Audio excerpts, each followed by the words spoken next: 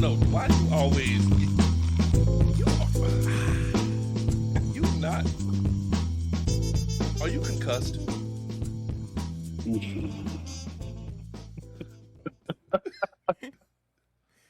Double pull, That is a baby. question to ask a motherfucker.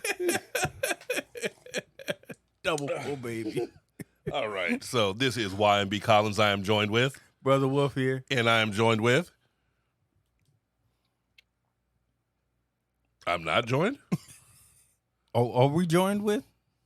Rev. What the heck? I'm here, guys. I'm here. I got quiet for a minute. Why? We're podcasting. You have a simpleton. That's not the no. I had dropped my phone for a hot second. I'm sorry. So at least I don't feel bad about the simpleton comment. I think we're keeping this. Of course we are. Yes. Are y'all going? Oh, okay. No. We're gonna make fun of you. That much is obviously clear. Now, Oh man. yeah, you did it to yourself. And then the big bad shark came. Neither here nor there. This is YMB Collins for the Benchmark Podcast, where we try to do what? Talk about our life experiences and critical thinking, and we try to do what's called better. However, I'm a little bit frustrated. Now, Rev Ross, you're the one who got me into bartending, so you can understand my frustration with this. Brother Wolf, you're starting to see some of the things that happen in the community as far as the service industry, so you have a better appreciation. And because you're retail, you definitely appreciate some things, right? Yes, sir. So what just happened last night? What just happened last night as far as an event inside of the city? I'm not quite sure. It has to do with clothing. Oh, White Linen Night. There you go, baby. White Linen Night was last night. Yes. And Rev Ross, you remember what White Linen Night is? Yeah, it's a night for people to dress up in white linens and be pretentious.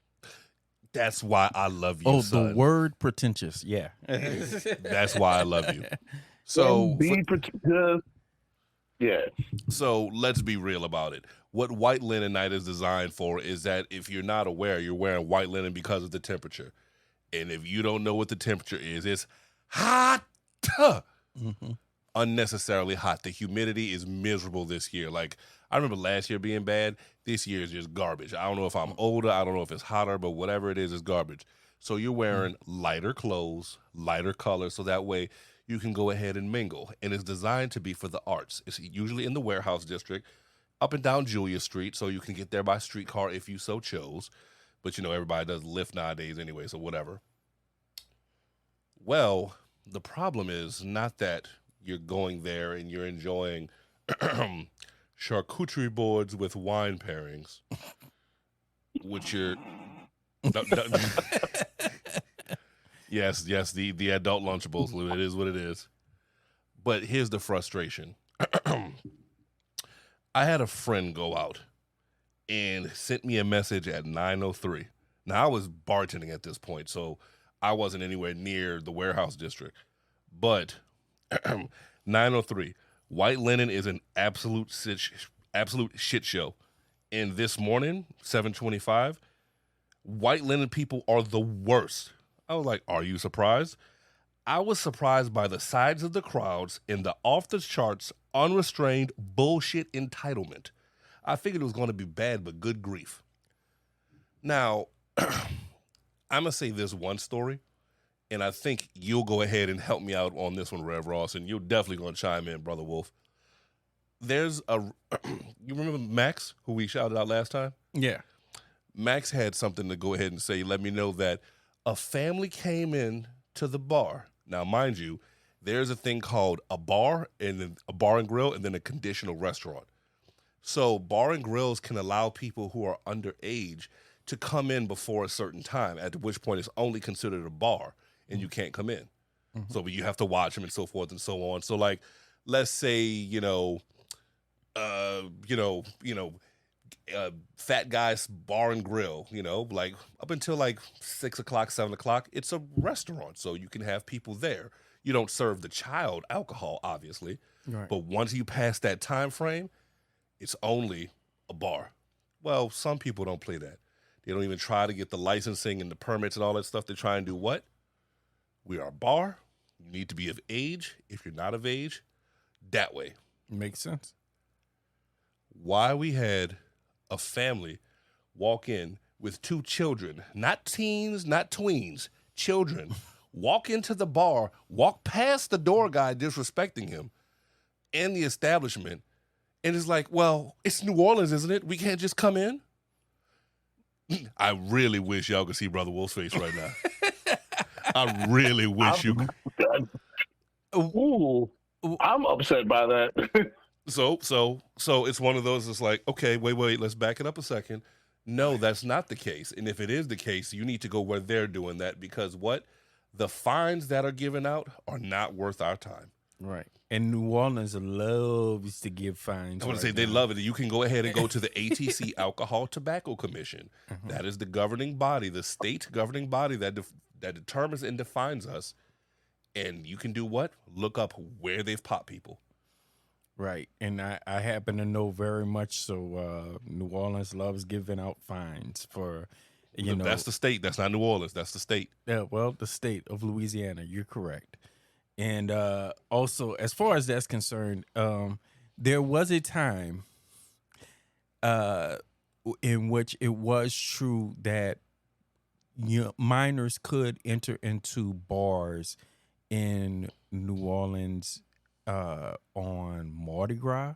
That was a situation. Well, I mean, but we're talking about now before my time, you know.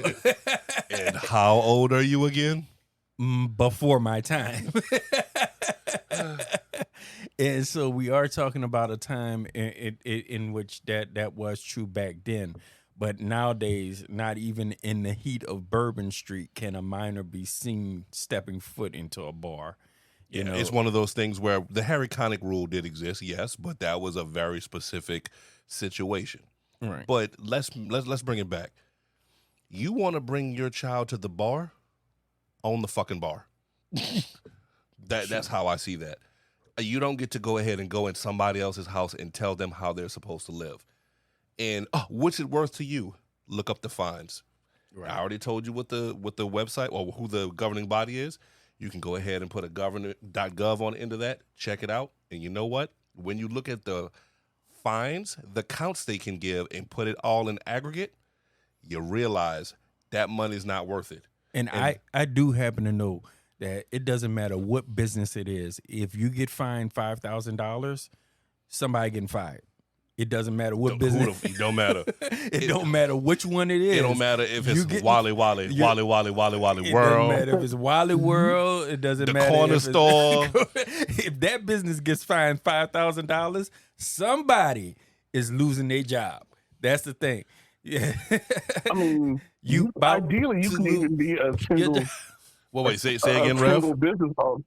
Ideally, you can even be a single business owner, and if you have to pay $5,000 because you messed up, I mean, that's when you start thinking about, this might not be for me. This might not be the correct. That's enough to make you change your life. I guess I'm changing careers. I'm going back to school. What would you do if your son was at home crying alone? It makes you think. So, and let me go ahead and make sure that something is abundantly clear, because I have been and still am a door guy. Door guys don't want to do anything. We're there because we have to be. It's the necessary evil. But understand the evil is so necessary. We get paid to make sure there are no accidents. And if there is an accident, just one, heads will roll. And guess whose head is on the chopping block? Right. That's number one. Number two, to go ahead and go back to what Brother Wolf was just saying, $5,000. That's a potential fine, and that's not the maximum fine. Let's make sure that's clear. That is correct. That's not the maximum for fine. A lot of offenses. That is a first time $5,000. So you now cost somebody $5,000.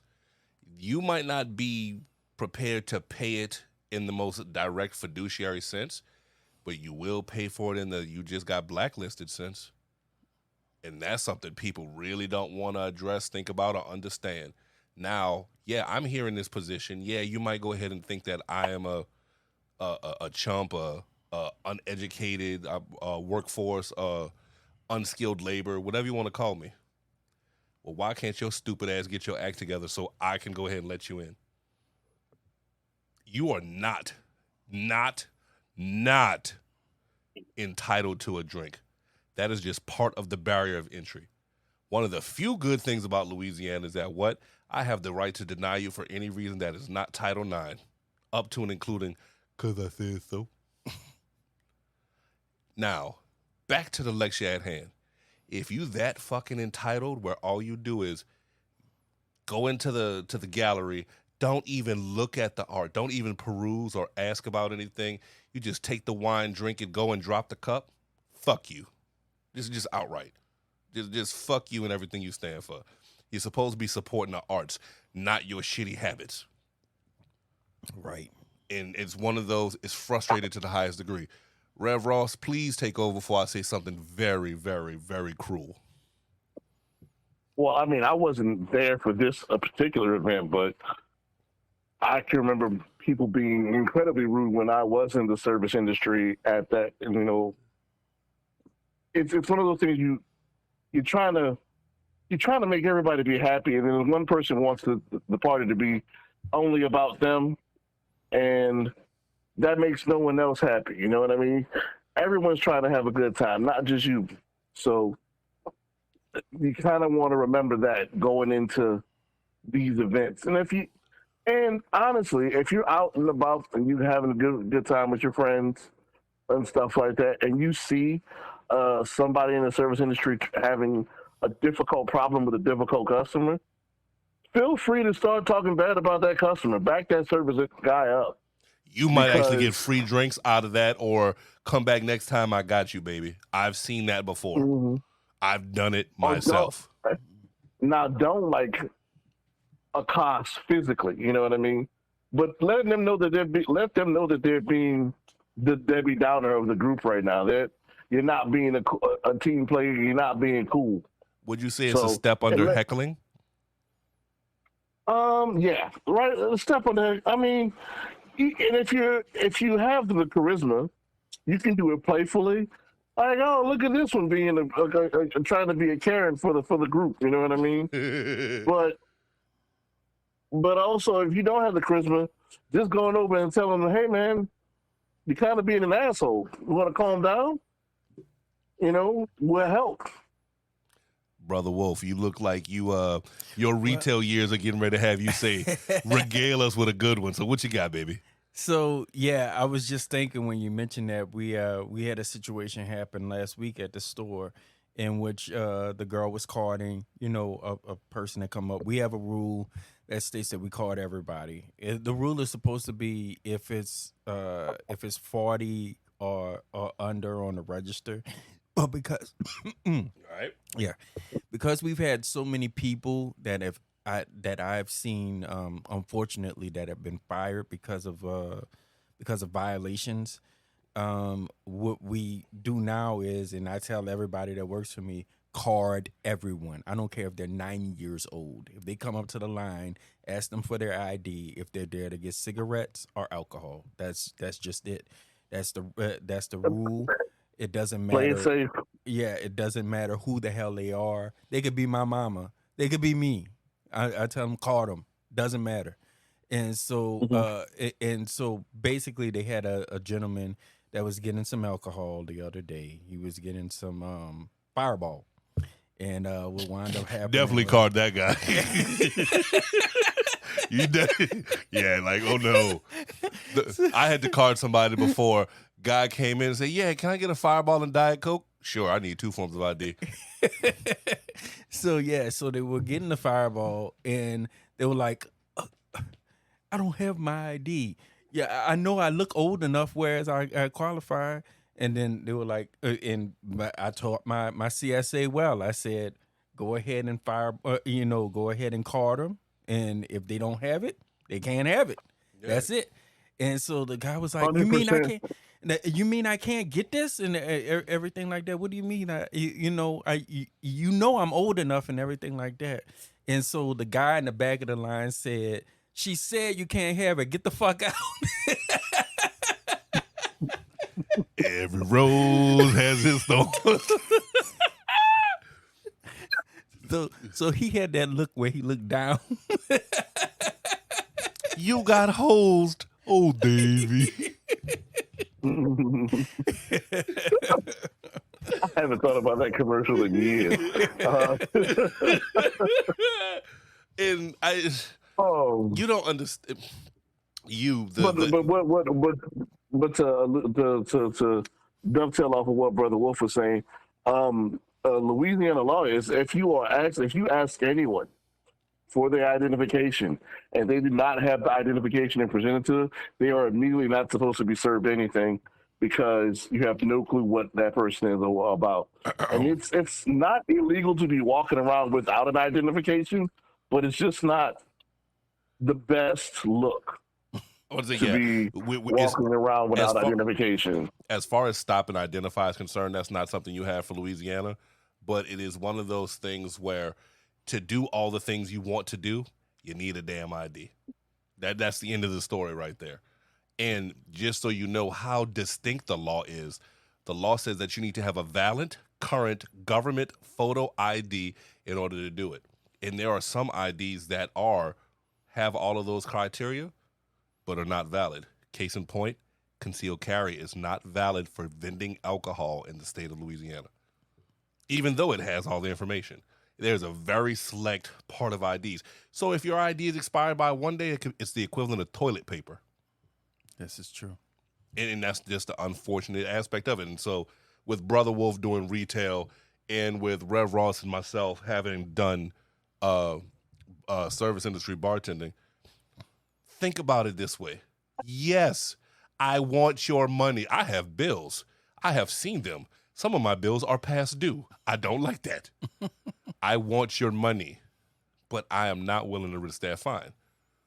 I mean, there's only been two people who I've had to fire, and both of them were over alcohol and tobacco, and it felt bad, but it's the reason why I tell everybody who works for me, card everybody. Yeah, I'm not dealing with that strike. I'm not dealing with that nonsense. Now, the other thing that concerns is that if you're just that entitled where you just want to get your way, you have larger problems than you realize. Not everything's about you, especially if you're one of those people that's ugly on the inside and the outside. Ain't no helping you. Oh man. So yeah, I apologize, brothers. This is one I had to get off my chest, and I had to go ahead. And for all my service brethren out there, when you got that one simpleton. So yeah. Do you have anything that you want to add, Rev Ross? Not really. Just treat these people, your service people, with respect because they have a shitty job. And I know there's a solid group of Americans that are like, you chose this job. Yeah, well, the job is, I work what I can work what's available to me. So let's look at it like that. Not everybody had the ability to go ahead and become doctors, lawyers, and engineers. You know what I mean? So respect these people. They work really hard. I'd even say better. The sooner you respect each other, the sooner you'll have a more positive outcome. Absolutely. So with that said, Brother Wolf, you have anything else? I think it's closing time, brother. With that said, guys, be good to each other. Respect the arts. Respect your server. Respect each other. This is Y&B Collins, and I am joined with Brother Wolf. And I am joined with, don't you drop your phone, Rev Ross. Oh, that was good, guys. Thank you for listening to the Benchmark Podcast, a product of Benchmark Media, LLC, where we always attempt to establish a positive benchmark. We would like to remind everyone that the views and opinions expressed are strictly the views and opinions of each individual, and those views do not reflect the stance of Benchmark Media. Any opinion stated is not to be construed as professional advice or help. please contact a professional for any help you may require. We would like to thank all of our guests for today and also for contributions of our listening family. Remember to contact us at therealbenchmarkpodcast@gmail.com or www.therealbenchmarkpodcast.com. Or you can follow us on social media, Facebook or Instagram. And if you'd like to be a friend of the show, you can donate to us on our PayPal. You can give me a drink. All rights reserved by Benchmark Media, LLC.